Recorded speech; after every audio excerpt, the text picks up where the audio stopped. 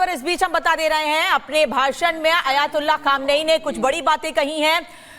Khamenei का कहना है कि हमें एक्शन के लिए तैयार रहना है। गाजा लेबनान से तक हमें तैयार रहना है, यानी गाजा से लेकर लेबनान तक हम सबको तैयार रहना है। फिलिस्तीन पर दुश्मनों का कब्जा है।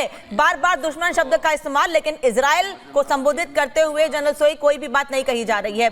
और जब आपको पता है कि आप एक बड़े लीडर हैं और आपकी कही बातों का बड़ा असर होता है, तो आपको एकजुटता की बात करना अच्छी बात है, लेकिन देश को साथ लेकर चलना, दुनिया को साथ लेकर चलना, सबको साथ लेकर चलना, ऐसे संदेश क्यों नहीं? ये तो उकसावे वाले बयान है ना। बिल्कुल, इसमें कोई शक नहीं। जो जिस प्रकार से बात आ रही है, अभी दिखा रहे हैं फिलिस्तीन यमन के दुश्मन, मुस्लिम वर्ल्ड के दुश्मन हमारे ऊपर हमले किए जा रहे हैं और ये लोग सब हमारे खिलाफ, हमें इकट्ठे हो जाएं, हम मिलकर लड़ें, तैयार हैं लड़ने के लिए। तो ये बात बिल्कुल, ये जो टारगेट है इनके पूरे दुनिया के मुस्लिम वर्ल्ड को एक तरह से ये भड़काने की कोशिश हो रही है कि आप इकट्ठे रहे, अल्लाह के रास्ते पर चले। वो इमोशनल ग्राउंड हो गया, एक अच्छी बात हो गई, लेकिन साथ साथ ये कि आज हमारे ऊपर हमले हो रहे हैं, उसके हिसाब से हमने आगे बढ़ना है। तो ये नाम ना लेते हुए भी, लेकिन इनडायरेक्टली सब पता चल रहा है कि किस देश की बात हो रही है। और जहाँ तक मेरा ख्याल है कि कुछ परसेंटेज जो इनके साथ है शुरू से, वही रहेंगे। इसका दुनिया में लोग भाषण सुनेंगे, लेकिन इसका कोई खास असर होने वाला नहीं है। जो मैं ये कहूँगा, जो Hamas, Hezbollah, Houthi, Syria, Iraq, Yemen, यहाँ जो कुछ देश है जहाँ पर इनके समर्थक हैं, जहाँ पर इनके ग्रुप्स हैं, उन्हीं को ये ज़्यादा असर पड़ेगा। बाकी दुनिया में लोग भी समझते हैं कि किस प्रकार की इनकी फिलॉसफी है, किस तरह से ये लोग अपने देश में लोगों के ऊपर जुल्म कर रहे हैं, चाहे महिलाएं हों या कोई इनके अगेंस्ट खड़ा होता है, उनके खिलाफ जुल्म किए जा रहे हैं। तो ये सब देखते हुए ये एक आज इन्होंने मौका देखा है कि लाखों लोग जमीन पर खड़े हुए हैं और जिस प्रकार से भाषण कहने के भड़काने वाली बातें हो रही हैं, और पूरी दुनिया के टीवी चैनल्स पे आज लोग देख रहे हैं, सोशल मीडिया पर देख रहे हैं, यूट्यूब चल रहा है, फेसबुक लाइव चल रहा है, हर तरह के सोशल मीडिया का इस्तेमाल कर रहे हैं। वैसे ये बात करते हैं आप पिक्चर ना देखिए, वैसे ये कहते हैं म्यूजिक ना सुनिए, लेकिन आज ये सोशल मीडिया का इस्तेमाल भी करके ही अपनी बात को फैलाने की कोशिश कर रहे हैं। लेकिन असर कितना होगा ये देखा जाएगा। ग्रुप कैप्टन देवनाथ ये तो कहते हैं कि आप पिक्चर मत देखिए, सोशल मीडिया का इस्तेमाल करते हैं। ये भी कहते हैं कि महिलाओं को घर से बाहर नहीं निकलना चाहिए। महिलाएं अपनी बात ईरान में खुलकर नहीं रख सकती हैं। कोई महिला अगर अपनी बात कहती है तो उसके साथ क्या व्यवहार होता है ये हम सब जानते हैं। आज वही महिलाएं सड़कों पर हैं खामनेई को सुनने के लिए और समर्थन में नारे भी लगा रही हैं, उनकी अपनी आवाज बुलंद कर रही हैं। जी हाँ, एक दुविधा की बात है। जो सोशल स्ट्रक्चर अभी ईरान में लागू किया गया है पुलिस के डर से, इनके यहाँ पर एक खास पुलिस होती है जिसे हम सोशल पुलिस कह सकते हैं। उनका काम है कि वहाँ पर जो धार्मिक बंदिशें हैं उनको जबरदस्ती इम्प्लीमेंट करना। तो यहाँ सोशल पुलिस जो है, कोई हिजाब नहीं पहनी किसी महिला ने या वो ठीक से बुर्का नहीं पहना, उनको अरेस्ट कर लिया, जेल में डाल देती है। एक और चीज़ है, हम देखते हैं कि ये जो महिलाएं आए हैं, ये नहीं है कि ये महिलाएं अपनी मर्जी से आई हैं। इनको इनके पति ने, इनके पिताजी ने, इनके भाई ने, और कई जगह ये अकेली नहीं आई हैं। अगर कोई पुरुष नहीं है तो बेटे के साथ यहाँ लाई गई हैं। तो ये बड़ी अजीब सी एक धारणा है। दुनिया में ज़्यादातर मुस्लिम देश अब आगे बढ़ रहे हैं। आप तुर्की में जाइए, आप मलेशिया, इंडोनेशिया में जाइए, आप इजिप्ट में जाइए, वहाँ पर आप देखेंगे ये जितने किर्गिस्तान, उज़्बेकिस्तान, इन सब देशों में जाइए, आप देखेंगे कि मुस्लिम, ये सब देश मुस्लिम है, लेकिन वहाँ समाज में और देश के प्रगति में महिलाओं का आधे से ज़्यादा भागीदारी है।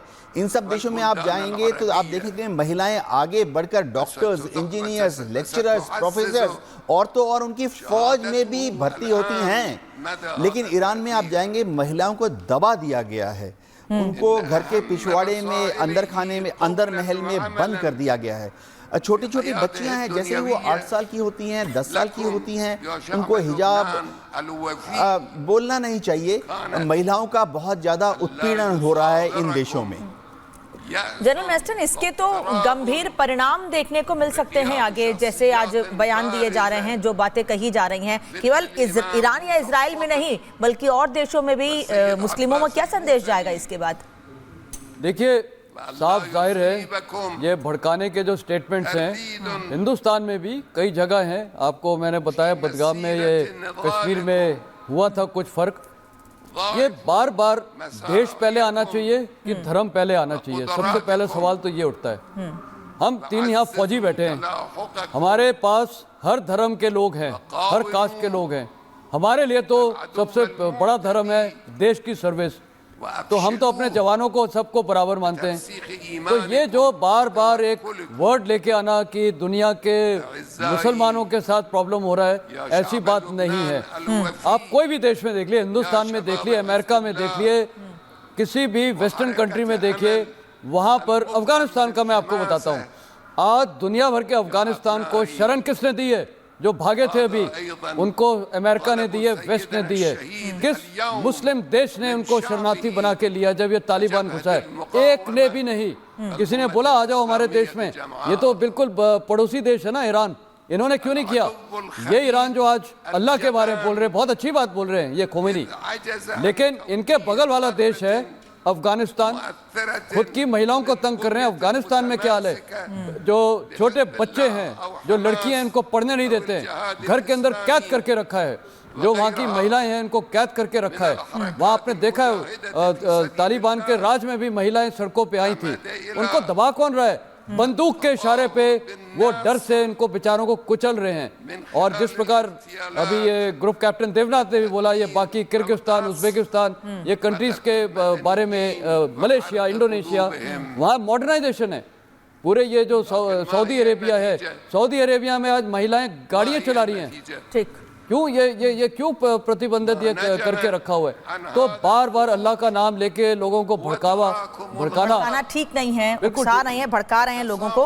जनरल सो एक चीज समझना चाहूंगी, अभी हम चला भी रहे हैं कि खामेनेई ने कहा है कि जरूरत पड़ी तो दोबारा से हमला करेंगे, यानी क्या इजराइल पर आने वाले समय में दोबारा से हमले की बात कही जा रही है? वहीं इजराइल भी तैयारी कर रहा है कि ईरान पर बड़े हमले कर सके, उसको लेकर भी आशंका लगातार बनी हुई है कि हम इजराइल पर फिर हमला करेंगे, खामेनेई कह रहे हैं। नहीं, बिल्कुल, देखिए शुरू में नाम नहीं लिया था, लेकिन अभी जैसा भी हम देख रहे हैं कि अभी इन्होंने क्लियर कट नाम ले लिया। पहले भी इनडायरेक्ट बोल रहे थे, लेकिन बात सबको समझ में आ रही थी।